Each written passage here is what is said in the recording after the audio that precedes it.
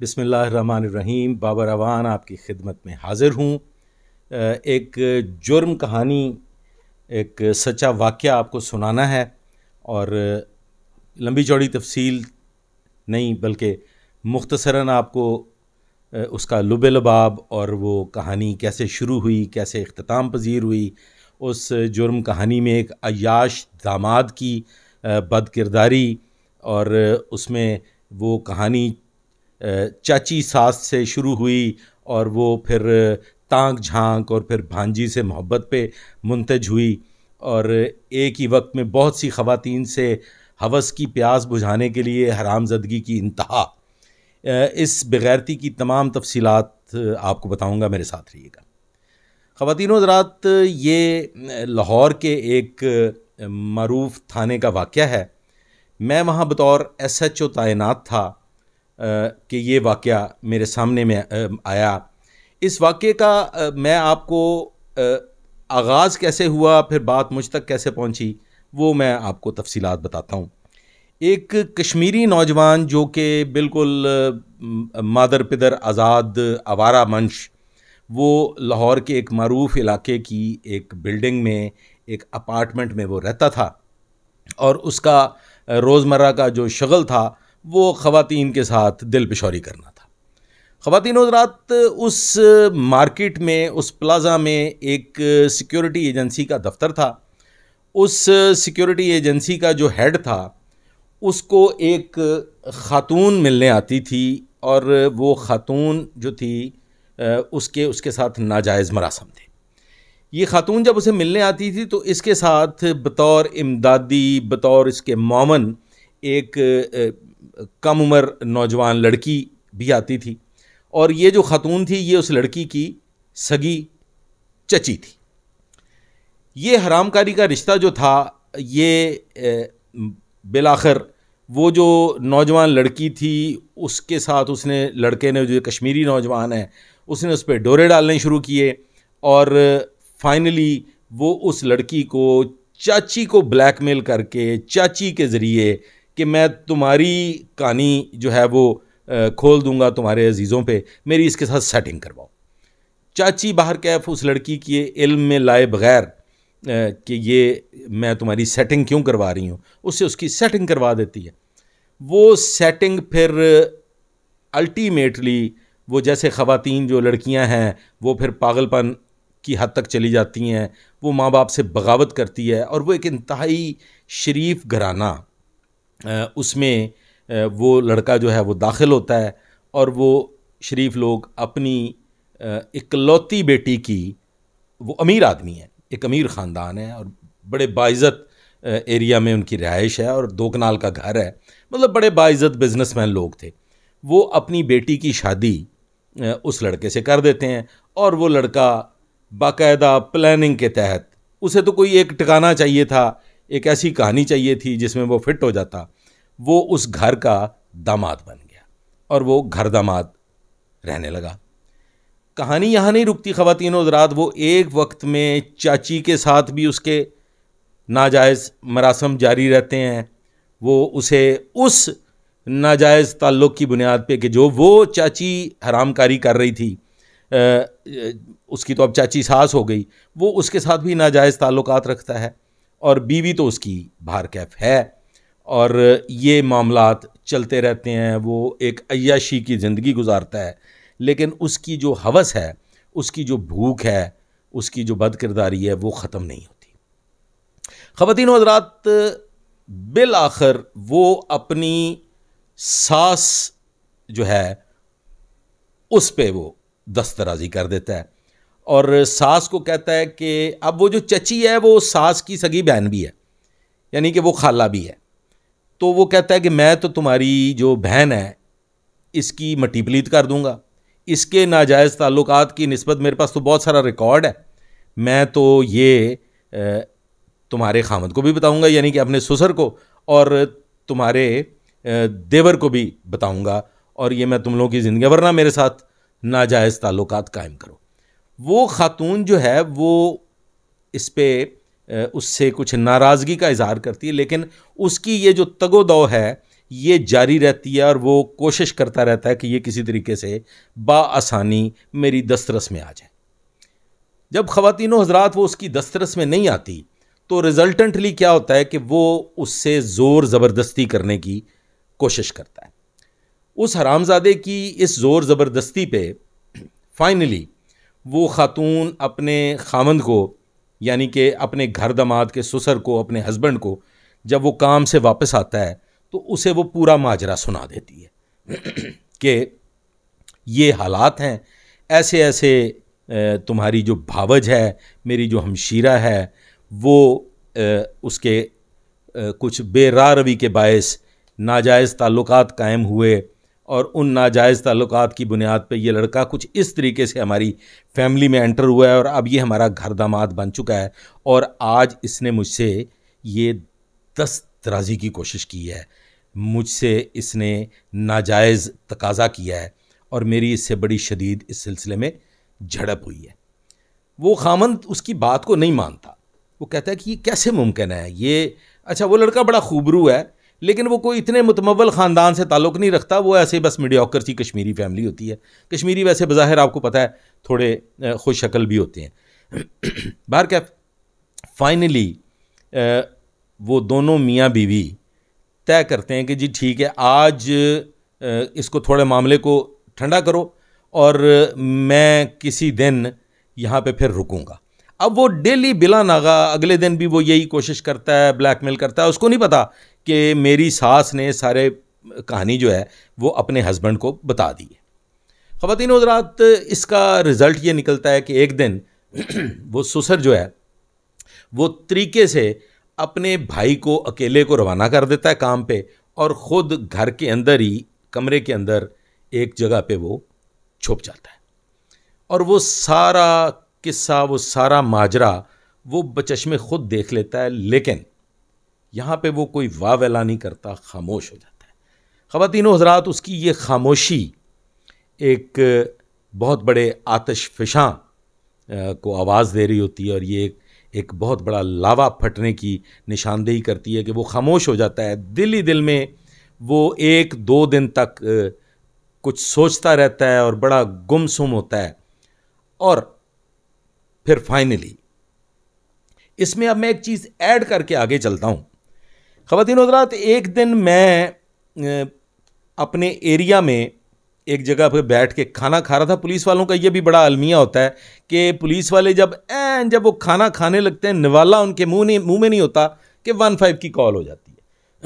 लेकिन अभी ये 15 की कॉल नहीं है, मुझे मेरे एक जानने वाले की कॉल मसूल होती है। मैं खाना खा रहा हूँ कि सर आपके एरिया में फ़लाँ जगह पे एक फायर की आवाज़ जो है वो हमने सुनी है। फाइनली कोई 10 से 15 मिनट के बाद 15 पे कॉल चलती है कि जी फ़लाँ पॉइंट पे एक्सीडेंट हो गया। ख़वातीन हज़रात, पुलिस अफसर, छठी हिस्स, तजर्बा, मुझे वो जो मेरे जानने वाले की कॉल है वो मेरे जहन में आती है कि ये इसी पॉइंट पे एक फायर की आवाज़ जो है उसकी मुझे कॉल आई थी, लेकिन उसकी कोई 15 की कॉल भी नहीं चली और ये उसी पर्टिकुलर पॉइंट पे ये एक्सीडेंट की कॉल आ गई है और उस एक्सीडेंट में बताया ये गया है कि जो एक्सीडेंट में बंदा ज़ख्मी हुआ है वो हॉस्पिटल में दम तोड़ गया। मैं इस वाक़े की इत्तला इंचार्ज इन्वेस्टिगेशन को भी देता हूँ और हम दोनों इकट्ठे होकर फौरी तौर पे रश करते हैं उस हॉस्पिटल में कि जहाँ पे वो उसकी डेड बॉडी मौजूद है। इस टोटल जो टाइम पीरियड है ये कोई तकरीबन 35 मिनट्स इस सारे सिनेरियो में लग जाते हैं, क्योंकि वाक़े की इत्तला, मुझे फ़ोन कॉल आनी फायर की और वो एक्सीडेंट की 15 की कॉल चलनी, फिर हॉस्पिटल से फ़ोन आना कि यहाँ पे एक बंदा एक्सीडेंट से आया था, उसकी डेथ हो गई। तो ये एक प्रोसेस है, इसमें कुछ तकरीबन 35 मिनट्स लग जाते हैं। लेकिन मैं इसको ईजी नहीं लेता। मैं इसको ईजी इसलिए नहीं लेता कि मैं अव्वलीन सतह पे इंचार्ज इन्वेस्टिगेशन से कहता हूँ कि यार मुझे इसी पॉइंट की एक टेलीफोन कॉल मौसूल हुई थी कि हमने आपके एरिया में इस जगह पे एक फायर की आवाज़ सुनी है, अब ये एक्सीडेंट भी इस जगह पे हो गया है और लिहाजा हम चलते हैं खुद हॉस्पिटल। वरना अदरवाइज़ जो थानेदार साहबान हैं, जो बीट अफसरान होते हैं, और वो इस किस्म की जो कार्रवाई है वो वही मुकम्मल करते हैं। SHO साहबान और इंचार्ज इन्वेस्टिगेशन जो हैं वो हिनस क्राइम पे और सीरियस नौयत की कॉल्स पे पहुंचते हैं, लेकिन हम यहाँ हॉस्पिटल चले जाते हैं। अब जब हम हॉस्पिटल जाते हैं तो वहाँ पे कुछ सीन इस किस्म का है कि वो जो फैमिली है उसके वो कश्मीरी नौजवान जो है वो फौत हो चुका है और वो एक्सीडेंट से फौत हुआ है, और वो फैमिली कहती है कि जी हमने इसकी डेड बॉडी फौरी तौर पे लेके कश्मीर जाना है, लिहाजा हमें ये डेड बॉडी दे दी जाए। और डॉक्टर साहबान जो है वो मारे जाने तक ये सारी कार्रवाई भी मुकम्मल कर चुके होते हैं। मैं जो ड्यूटी डॉक्टर है, AMS हैं और वो सारे जो डॉक्टर साहबान वहाँ मौजूद थे, मैं उनसे कहता हूँ कि जी मैं इस बॉडी को एग्जामिन करना चाहता हूँ, आप भी मेरे साथ आइए, अपने एक्सपर्ट्स को भी बुलाओ। वो कहते हैं जी कोई इशू नहीं है, कोई इंटरनल इसको इंजरी हुई है और इसकी डेथ हो गई है, हमारे पास ये मतलब डेड रिसीव हुआ है। मैं उनसे कहता हूँ जी कोई चोट, कोई रगड़, कोई निशान? वो कहते हैं जी कोई चोट नहीं है इसके जिस्म पे, और ये बिल्कुल इसकी बॉडी ऐसा ही है और ये बिल्कुल नॉर्मल बॉडी है, लेकिन इसकी डेथ हो चुकी है और चश्मदीद गवाहान है ये फैमिली। अच्छा, वो जो घर है, ये एक्सीडेंट उस घर से कोई 150-200 कदम के फासले पे होता है, उसी गली में, जिस गली में उसकी रिहाइश है उसके साथ बिल्कुल सामने ये एक्सीडेंट बताया जाता है। मेरे दिमाग में वो फायर गूंज रहा है। मैं इंचार्ज इन्वेस्टिगेशन से कहता हूँ कि हमने इस बॉडी को एग्जामिन करना है, हम ग्लव्स वगैरह पहनते हैं, हम उसकी बॉडी को ख़वातीनो हजरात थॉरोली एग्जामिन करते हैं। हम उसकी बॉडी को राइट, लेफ्ट, ऊपर, नीचे, सर, नाक, हर चीज़ को एग्जामिन करते हैं, लेकिन वो बड़ी नॉर्मल बॉडी है। और वो जो नॉर्मल बॉडी है उस पर कोई ना चोट का निशान है ना कोई, लेकिन दिल जो है वो नहीं, इस बात को तस्लीम नहीं करता। मैं कहता हूं कि there is something wrong behind it, क्योंकि मुझे इसी पर्टिकुलर पॉइंट की कॉल मसूल हुई है कि यहाँ पे फायर हुआ है। मैं कहता हूं जी ये डेड बॉडी जो है ये तो मरने वाले के वारसान को मिलेगी, लवाहकीन को मिलेगी। आप एज ए ससुराल ये डेड बॉडी नहीं ले जा सकते। वहाँ पे ख़वातीन हज़रात एक बाकायदा जंग का समा बन जाता है, वो ज़बरदस्ती डेड बॉडी ले जाने की कोशिश करते हैं, लेकिन मैंने कभी इस किस्म की सूरत हाल कामयाब होने नहीं दी। मैं बाहर कैफ उनसे वो डेड बॉडी ले के फौरी तौर पे बजरिया एम्बुलेंस, क्योंकि वो एम्बुलेंस में तकरीबन रखी जा चुकी थी, मैं उस एम्बुलेंस को डेड हाउस रवाना कर देता हूँ, साथ थानेदार भेज देता हूँ, साथ टीम भेज देता हूँ कि इसकी निगरानी करें, इसको डेड हाउस जमा करवाएं। हम कार्रवाई करते हैं, हम इसका पोस्टमार्टम करवाएंगे, एट एनी कॉस्ट इसका पोस्टमार्टम होगा, और विदाउट पोस्टमार्टम हम ये डेड बॉडी हैंड ओवर नहीं करेंगे। इंचार्ज इन्वेस्टिगेशन इंस्पेक्टर हामिद तकड़ा अफसर था, अभी रिटायर हो गया, वो उसने भी मेरा इस जंग में पूरा साथ दिया। बाहर के ख़वातीन हज़रात, बताने वाली बात यह है कि हमें उस डेड बॉडी पे कोई निशान नहीं मिला, ना किसी बुलेट फायर का निशान नज़र आया, ना मतलब कोई ऐसी चीज़। ये भी एक साइंस की दुनिया का एक अजीबो गरीब वाक़या है, ये आपको आगे चल के पता चलेगा कि क्या साइंस की दुनिया का अजीबो गरीब वाक़या है। बाहर कैफ हम उसको डेड हाउस जमा करवाते हैं और उसके वर्सा जो हैं वो भी पहुंच जाते हैं और हम उसका पोस्टमार्टम करवाते हैं। मैं उसकी 302 की FIR देता हूँ, मैं उसकी एक्सीडेंट की FIR नहीं देता, मैं उसकी 302 की FIR दर्ज करता हूँ, उसका पोस्टमार्टम होता है। और ख़वातीन हज़रात, उस पोस्टमार्टम में क्या इंकिशाफ होता है कि ये देखिए कुदरत है ना खुदा की, कि उसको गोली मारी गई, वो गोली उसके मुंह के अंदर फायर हुई और वो मुंह के अंदर फायर होके गोली बाकायदा उसके अंदर उस गोली ने ट्रैवल किया और वो गोली कोई निशान छोड़े बगैर उसको इंटरनली उसने डैमेज कर दिया। ये फायर उसके मुंह के अंदर हुआ। अब ये पोस्टमार्टम में रिपोर्ट आ गई है। अब यहां से मरला शुरू हुआ कि इसको तो फायर लगा है, हालात पहले मशकूक मेरे दिमाग में मौजूद थे कि यहाँ पे फायर हुआ है। हमने ख़वातीनो हज़रात इसको डिग आउट करना शुरू किया।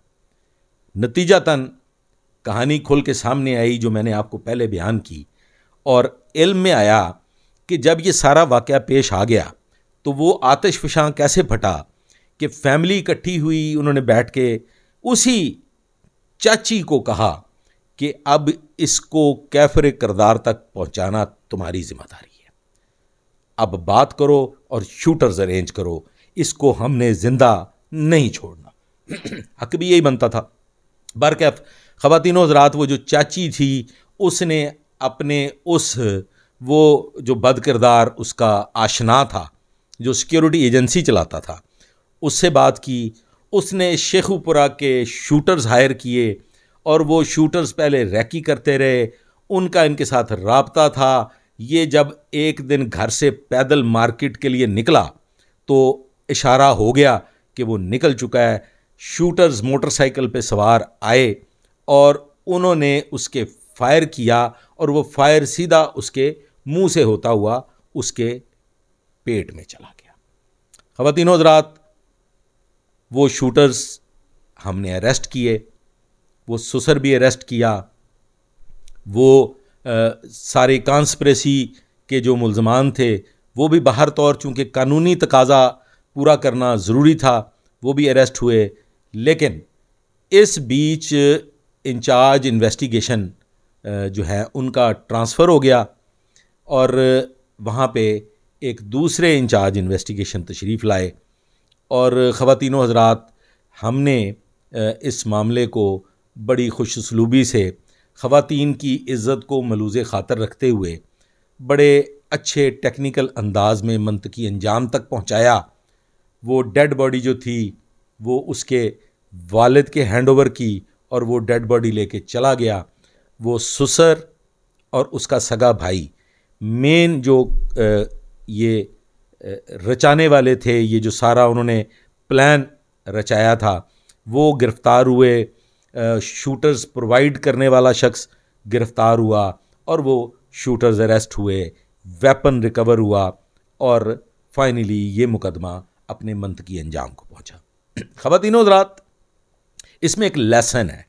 लेसन ये है कि बेरारवी, बदकिरदारी बाहर तौर संगीन नताइज पे मंतज होती है। चची के शादीशुदा होने के बावजूद किसी से नाजायज़ मरासम कायम करना, फिर एक लुंड मुश्तंड को अपना घर दामाद बना लेना और चची का उसका साथ देना, ये जानते हुए कि ये लुंड मुश्तंड मुझे भी, ये अलार्म्स थे, ये मैसेजेस थे जो साथ साथ उस फैमिली को मिल रहे थे, लेकिन इन पर गौर नहीं किया गया। इब्तदाई सतह पे चची ने ज़्यादती की और फाइनली ये इसका रिज़ल्ट निकला कि वो जो हरामज़ादा था वो अपने अंजाम को पहुंचा। ये बड़ी नसीहत आमोज़ इस किस्म के जराइम बहुत सी नसीहतें साथ लेके आते हैं। ख़वातीन, वो बच्चियां हमारी, उन्हें भी रिश्ते कायम करते हुए बड़ी सोच विचार से काम लेना चाहिए और गौर करना चाहिए कि ख़ानदानी लोगों में जिनके सर पैर मौजूद हो, जो कोई वाली वारस वाले हों, वहाँ रिश्ते कायम किए जाएं। मादर पिदर आज़ाद लफंटरों से ताल्लुकात कायम करना ही अवलीन सतह पे बहुत बड़ी ज़्यादती है और फिर उनको घर दामाद रख लेना ये उससे भी बड़ी ज़्यादती है। तो ख़वातीन हज़रात, उम्मीद है आज का ये वीलॉग, ये वीडियो आपको पसंद आया होगा और इससे कुछ ना कुछ सबक हासिल हुआ होगा। अगर ये वीडियो आपको पसंद आया है तो लाइक कीजिएगा, शेयर कीजिएगा, चैनल को सब्सक्राइब कीजिएगा, मेरे लिए दुआ कीजिएगा। अल्लाह हाफ़िज़।